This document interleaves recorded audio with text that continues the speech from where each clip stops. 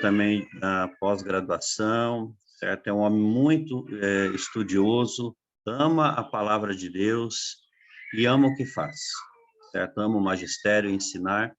E hoje ele está aqui conosco, aceitou o convite, ele já é bem conhecido nosso, né? Já esteve aqui em algumas vezes, mas ele sempre atende os nossos pedidos. Pastor, que Deus possa te abençoar e usá-lo mais uma vez. O tempo agora é seu. Então, obrigado, pastor Álvaro. Boa noite a todos os irmãos. Que a bênção do Senhor esteja sobre vocês. Vi aqui pelos pedidos, né, que em como todos os lugares aí nós temos muito a agradecer a Deus por proteção, por livramento, por restauração de saúde e também pedir a Deus por conforto e fortaleza, né, num momento difícil, como o caso aqui que eu vi da família do Alexandre, que faleceu. E eu acho que nós estamos vendo essa tristeza por todos os lugares aí, passamos um momento difícil mesmo, não é mesmo? Mas que Deus possa abençoar esta família, do Alexandre, confortá-los realmente e dar forças para poder vencer num momento tão triste, tão difícil, né? E que Deus possa abençoar a cada um de vocês, queridos irmãos. É um prazer estar aqui. Obrigado novamente, pastor Alvo, pelo convite. Aí o Toninho que fez o contato conosco. Então aqui é uma alegria estar com vocês, irmãos, e podemos partilhar desse momento da reflexão na palavra de Deus. E para a reflexão dessa noite, vocês viram o título, Os Quatro Santuários de Deus, e são quatro santuários que se encontram no livro de Êxodo, nos capítulos, então, que nós temos ali, 25 até o capítulo de número 31. Nós vamos encontrar ali, nesses capítulos, a descrição do santuário que Israel deveria construir, o tabernáculo que ele deveria construir ali no deserto. E quando nós olhamos o texto, nós vamos ver ali quatro santuários, na verdade, não somente um santuário, mas quatro santuários, e podemos ali tirar lições para a nossa vida, da importância desses santuários. Então, gostaria aqui de compartilhar com os queridos irmãos ali, né, primeiramente, o texto, então, de Êxodo, capítulo 25. Então, creio que vocês estão vendo ali, não é? Êxodo 25, verso, então, 8. Nós temos ali o texto e o primeiro santuário. Diz ali: e me farão um santuário, me farão para mim um santuário, para que eu possa habitar no meio deles. E aí nós temos na descrição dos capítulos seguintes, se nós vamos olhar, não é? Este santuário que era o tabernáculo, que existiu ali no deserto. Depois nós temos esse tabernáculo, foi construído o templo de Jerusalém, dentro dos mesmos princípios, não é? Que nós conhecemos. Então diz ali de madeira, de acácia, o comprimento será tanto, a largura será tanto, e etc. Não é? Então nós teríamos ali a descrição tanto da arca, do lugar santíssimo, e nós vamos vendo os capítulos 25, 26, 27, 28, 29 e 30, nós temos a relação da descrição deste santuário com todas as suas partes, hein? Todas as partes do santuário. E, inclusive, sobre o sacerdote, Arão e seus filhos, que vão ser consagrados para servir no santuário, e os perfumes que deveriam ser usados ali para o momento das ofertas ali do incenso, e também os construtores, quem iria construir isso. E termina, então, toda essa fase. Então, primeiro o santuário que nós temos aqui no texto é o santuário terrestre. O objetivo nos diz aqui: me farão um santuário para que eu possa habitar no meio deles. Então, ali, Deus queria, então, através desse santuário, habitar junto com o seu povo, estar junto com o seu povo em toda a peregrinação que eles teriam no deserto, como também cada dia do ano, cada dia ali na terra prometida quando eles entrassem. Então, nós temos esse é o primeiro santuário, o santuário terrestre que Deus escreveu ali nestes capítulos para Moisés. O segundo santuário nós temos aqui também. No verso 9 diz: segundo tudo o que eu mostrar a você como modelo do tabernáculo e como modelo de todos os móveis, assim mesmo vocês o farão. E aí nos fala acerca de um modelo deste santuário. E quando nós vamos ao livro de Hebreus, não é? Estamos ali no livro de Hebreus, no capítulo 8, nos versos 1 e 2, depois o 5, diz assim, creio que todos estão vendo, diz, ora, o essencial de todas as coisas, que estamos dizendo, é que temos tal sumo sacerdote que se assentou à direita do trono da majestade nos céus, como ministro do santuário e do verdadeiro tabernáculo que o Senhor erigiu e não o homem. E aí o verso 5 diz que ministra em figura e sombra das coisas celestiais, assim como Moisés foi divinamente instruído quando estava para construir o tabernáculo. Pois Deus disse, tenha cuidado para fazer tudo de acordo com o modelo que te foi mostrado no monte. Ora, aqui o autor de Hebreus nos diz que este modelo que foi mostrado no monte para Moisés era o santuário celestial. Então, aqui nós temos o segundo tabernáculo. Então, de um lado, nós temos o tabernáculo terrestre, o santuário terrestre, que seguiu o modelo que lhe foi mostrado, e este modelo era do santuário celestial, onde Cristo entrou para ser nosso sumo sacerdote e estar assentado à direita do trono do Pai, né? E ali ele trabalha, intercede e ministra a favor de todos os seus filhos, o ser humano. Então, aqui nós já temos dois santuários. Estes são os santuários que nós normalmente conhecemos. Santuário terrestre, santuário celestial. Mas, pastor, quais são os outros dois santuários? Nós temos dois, tudo bem, esses dois conhecemos. Qual que é o terceiro, qual que é o quarto?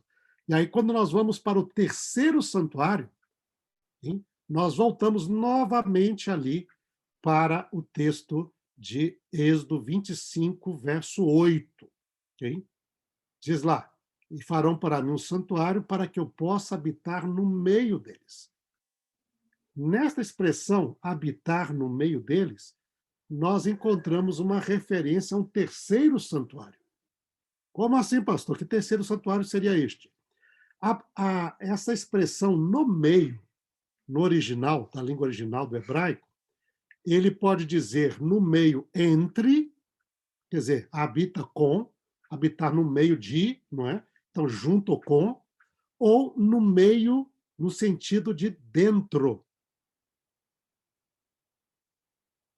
Não somente junto com, mas dentro. E nós poderíamos ler este verso aqui da seguinte maneira: e farão para mim um santuário para que eu possa habitar dentro deles. E aí vem uma parte interessante, uma noção bíblica muito importante do chamado santuário humano. Nós encontramos várias referências na Bíblia para este santuário. Se nós vamos para Isaías, capítulo 57, Isaías, capítulo 57, no verso 15, Isaías 57, verso 15. Nós lemos este texto muito interessante ali do profeta Isaías, okay? Que está falando de uma palavra de Deus. Na verdade, não é Isaías que está falando, é Deus quem está falando. Ele diz assim, porque assim diz o alto, o sublime, que habita a eternidade e cujo nome é santo. Aí vem o discurso de Deus, a palavra de Deus. Deus fala, habito no alto e santo lugar, que é o céu, o santuário celestial. Eu habito lá no alto e santo lugar. Mas habito também com contrito e abatido de espírito, para vivificar o espírito dos abatidos e vivificar o coração dos contritos. Então, Deus disse, lembra que quando Salomão construiu o templo, inaugurou o templo, lá em 1 Reis, no capítulo 8, ele vai fazer uma oração. Ele diz, mas será que Deus realmente habita no santuário feito por mãos humanas? Ei, Senhor, que nem os céus dos céus são capazes de conter, muito menos esta casa que eu edifiquei. E Deus diz, olha, você quer saber realmente, aqui em Isaías está falando, você quer saber aonde realmente eu habito? Em que santuário eu vivo? Ele diz, eu habito no alto e santo lugar, o santuário celestial, lá no alto, no céu, ali habito. mas também habito com contrito e abatido de espírito, para vivificar o espírito dos abatidos e vivificar o coração dos contritos. Estes são os dois lugares onde Deus habita de maneira bem particular. Ele habita lá no céu, mas habita no coração de seus filhos, de suas filhas, para vivificar esse coração, para consolar, para dar força, não é? Para ali nos sustentar. Eu acho que isso é uma mensagem muito importante, sempre foi, não é? E, e é uma mensagem maravilhosa porque Deus está conosco. E Jesus falou sobre isso também. Quando ele, lá em João, no Evangelho de João, no capítulo 14, está dialogando e conversando com os discípulos, os últimos diálogos e últimos discursos de Cristo para os seus discípulos, né? Jesus diz o seguinte, lá no Evangelho de João, capítulo 14, verso 24, diz, então aqui, João 14, verso 23, desculpa. Jesus respondeu, se alguém me ama, guardará a minha palavra, e o meu Pai o amará, e viremos para ele e faremos nele morada. Então vejam bem, qual que é o objetivo de Deus? O objetivo de Deus é vir até nós e fazer a sua morada em nós. O santuário humano. Paulo fala sobre isso em 1 Coríntios 6, verso 19. Não sabeis que o vosso corpo é templo do Espírito Santo e que vocês não pertencem a vocês mesmos? Fostes comprado por preço? Quer dizer, o terceiro santuário que existe é o santuário do ser humano. É onde Deus tem prazer em habitar. Okay? E quando nós olhamos a realidade dos dois primeiros santuários, diz, e me farão um santuário para que eu possa habitar dentro deles. Não somente com eles, junto com eles, mas dentro deles. Por quê? Porque o santuário ensina as verdades espirituais que podiam levar o homem a ter esse relacionamento verdadeiro e profundo com Deus. Ensina que quando o homem peca e o pecado separa o homem de Deus, como é que ele pode restaurar o seu relacionamento com Deus? Através do sacrifício, do sangue do sacrifício. Então o homem aprende, eu vou então aproximar-me de Deus com o sacrifício. E depois ele diz, e eu vou até o santuário, onde eu vou orar? Vou orar lá para o santuário, vou lá para pedir perdão. Aí tem um sacerdote ali para ajudar, para interceder por ele. Então recebe o sacrifício, o sangue, vai, apresenta isso diante de Deus. O pecador tem o seu pecado perdoado e o seu relacionamento com Deus restaurado, e ele pode então ter esse. Deus pode não somente habitar junto, mas habitar dentro. A função do santuário é isto: levar o ser humano a ter um relacionamento verdadeiro com Deus. E este santuário terrestre mostrava o santuário celestial, que também o objetivo é o mesmo. Ou seja, nós pecamos, qual que é a solução? O sangue de Cristo, como sangue de cordeiro, que era oferecido no santuário. Agora, o sangue de Cristo purifica todos os nossos pecados. Ah, mas eu preciso ir aonde para isso? Vá ao santuário celestial. Busque ao Pai. Mas ali eu vou chegar diante dele assim, sem méritos? Não, você está com o sumo sacerdote, Cristo Jesus, que vive para interceder por nós e para nos ajudar em todas as nossas lutas. E quando nós vemos que a função também do santuário celestial é restaurar a relação entre homem juntamente com o nosso Deus. E assim Deus pode vir e fazer morada em nós. Este é o objetivo. Deus quer fazer morada em nós. Quer nos ajudar nas nossas lutas. Quer nos ajudar nos nossos sofrimentos. Num momento tão difícil que estamos passando, pensamos aqui agora, não é? Na família do irmão Alexandre, e que está passando esse momento. Ali está Deus com seu Espírito, consolando, vivificando, como diz o profeta Isaías, diz para vivificar o coração dos abatidos, para nos dar força, para nos ajudar a avançar. tornar-nos um santuário vivo do nosso Deus. Este é o terceiro santuário. E o quarto? E o quarto santuário? E aí, quando nós vamos no texto bíblico, a gente vai ver o seguinte: quando você vai na sequência do texto, se nós pudéssemos aqui, vamos aqui, ó, voltar novamente aqui, estamos aqui com o capítulo 25, não é? E daí, se nós formos para o próximo capítulo, então, 26. Vamos aqui colocar um pouquinho mais para cima aqui, pronto. Capítulo 26, fala sobre o santuário.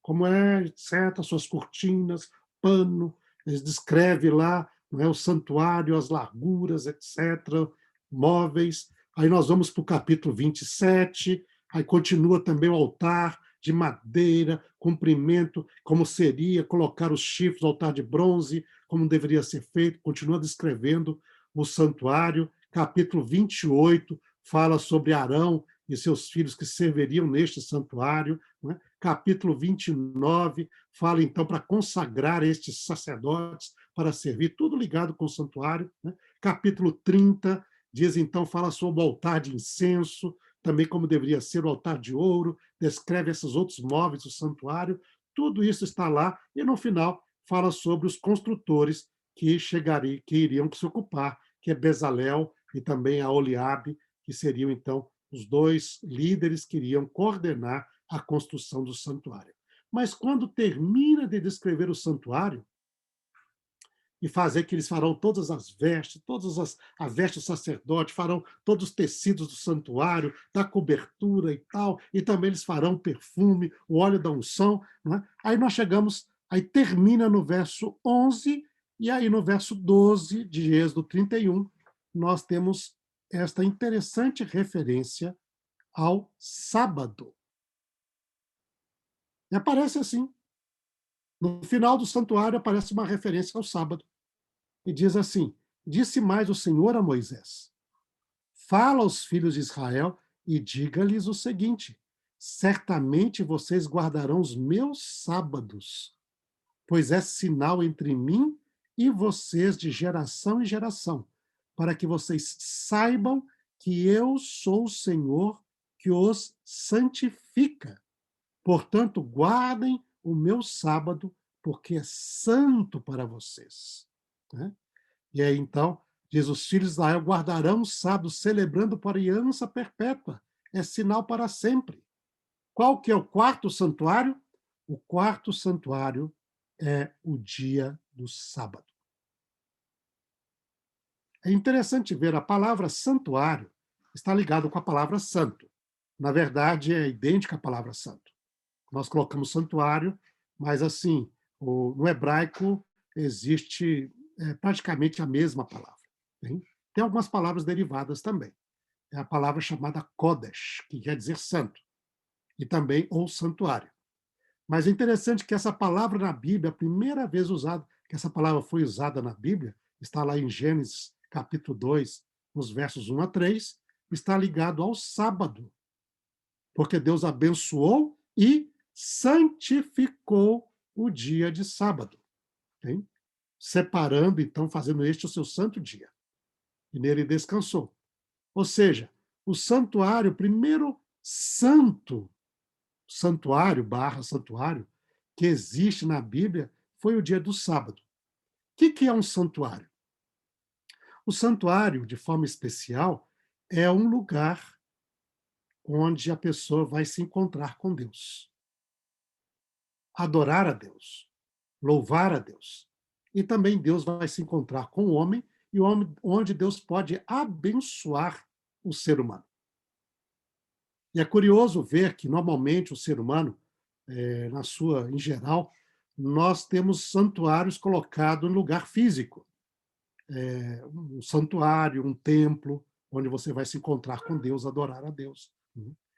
Nós temos assim os grandes santuários, as religiões o têm. Não é? Aqui no Brasil, a Igreja Católica tem um santuário ali de Aparecida. Para os muçulmanos, lá em Meca, você tem um santuário. Não é? Tinha um templo em Jerusalém, que era um santuário. E as pessoas tinham de se deslocar para este lugar para adorar a Deus e para poder receber sua bênção. Mas é interessante que, como Deus, no seu projeto original, O seu santuário original não estaria no lugar físico, ele estaria no templo. O sétimo dia é o santuário de Deus. Em vez de ser um lugar físico, é um lugar temporal, um espaço do tempo, um espaço na semana, um dia da semana. Esse dia é reservado para a comunhão entre Deus com as suas criaturas, entre Deus com seus filhos e filhas. Para quê? Para que eles possam adorar de forma especial a Deus, possam comungar com o Senhor e também receber a bênção do Altíssimo. Agora, o curioso desse santuário no templo, não é? Este é um templo, nós temos até hoje hinos falando sobre isso, o santuário no templo, né?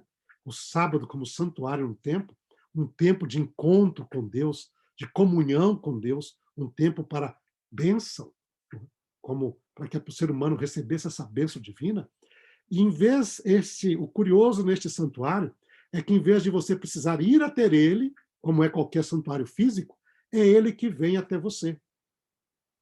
Olha, se a cada dia da semana, no final da semana, quando chega o sétimo dia, ao pôr do sol, este santuário de Deus chega até você na sua casa, aonde você estiver. Pode ser no alto da montanha, pode ser lá no vale, pode ser na campina, pode ser aqui no Brasil, pode ser na África, pode ser na América, pode ser na Europa, pode ser no Japão, pode ser na Austrália, em qualquer parte do mundo. Em vez de você precisar ir ao santuário de Deus, é o santuário de Deus que chega até você.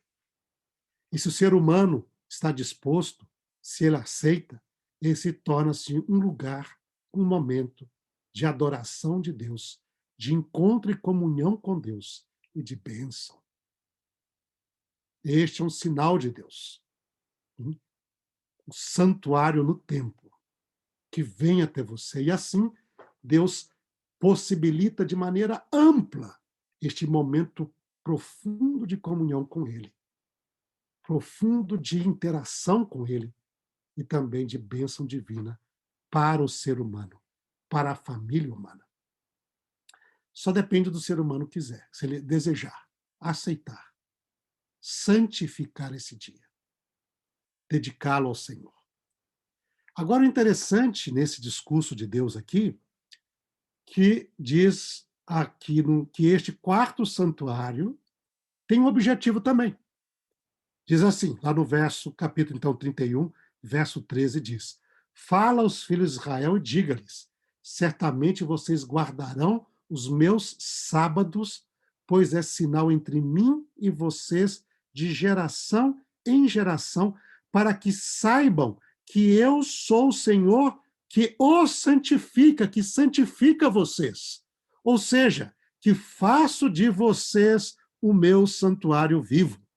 Ou seja, também o sábado, santuário de Deus no templo, o seu objetivo é fazer com que cada ser humano se torne um santuário vivo de Deus. Vocês serão santificados para mim, serão o meu santuário vivo. E aí nós vemos algo interessante nesse texto sobre os 4 santuários, que os outros 3, santuário terrestre, com toda a sua cerimônia didática para nos ensinar as verdades espirituais. Santuário celestial, onde Jesus está hoje e por nós ministra, hein? Todo o tempo inteiro.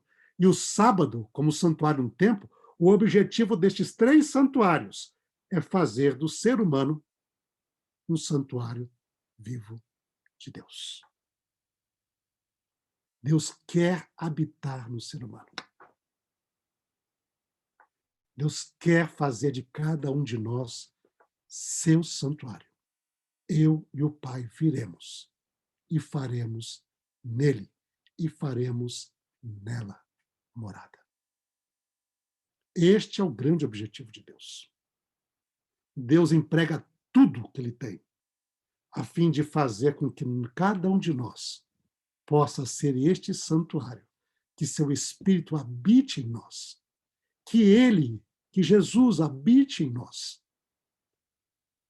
e assim possa nos ajudar nas nossas lutas, vivificar o nosso coração, consolar aqueles que choram, dar força para lutar e vencer, estar conosco e guiar a nossa vida, nos abençoando, nos ajudando a cada dia, a cada momento. E ao chegarmos ao final desta reflexão deste domingo, a pergunta que eu gostaria de fazer para cada um de nós, para você: você deseja ser sempre este santuário de Deus? Você deseja que Deus habite no seu coração? Que Ele possa estar com você, lhe guiando a cada momento, vivificando a sua vida, consolando nas dificuldades, consolando, às vezes, como nós estamos passando agora, na perda de pessoas queridas, nos ajudando nas nossas lutas, nos ajudando a vencer os nossos desafios, nos abençoando, guiando a nossa vida segundo a sua vontade? Se você tem esta vontade, se você tem esse desejo hoje, se você, eu creio que muitos de nós aqui já fizemos esse compromisso que Deus já habita em nós, e eu gostaria de convidar você a renovar este compromisso com Deus, a renovar essa relação com Deus. E aqueles que estão conosco, que talvez estão conhecendo agora a palavra de Deus, que possam fazer essa decisão, porque esta é a vontade de Deus. Habitar em você, habitar em seu coração, para ajudá-lo em todos os desafios de sua vida, para poder estar com você todos os dias, sendo o seu auxílio, a sua força, a bênção da sua vida, realmente aquele Deus que é escudo e proteção. Você quer fazer isto? Você deseja fazer isto? Eu gostaria de convidar você agora, então, a levantar a sua mão, dizendo: Senhor, eu quero. Senhor, eu quero. Senhor, eu gostaria realmente. Eu desejo isto, Senhor. Seja isso real na minha vida. E você que levantou a sua mão, vamos fechar os olhos. E com a mão levantada, vamos renovar esse compromisso com Deus. Vamos, aquele que não tem esse compromisso, vamos fazer esse compromisso com Deus agora. Porque esta é a vontade de Deus para a sua vida. Vamos orar? Bondoso Pai que estás nos céus, aqui estão, Senhor, teus filhos e tuas filhas, que tu desejas de maneira ardente, Senhor, fazer de cada um deles, de cada um de nós, um santuário vivo do teu Espírito, onde tu, ó Pai, onde Jesus, o Espírito Santo, habitem em nós, para estar conosco cada dia e nos auxiliar em todas as nossas necessidades. Abençoe a cada um que levantou sua mão, Senhor. Renove este relacionamento contigo. E abençoe, Senhor, aqueles que estão fazendo esse compromisso agora, para que seja o compromisso daqui até a volta do nosso Senhor Jesus. Quando então nós iremos habitar contigo, ó Pai, para sempre, no céu, na nova Jerusalém que tu tens preparado.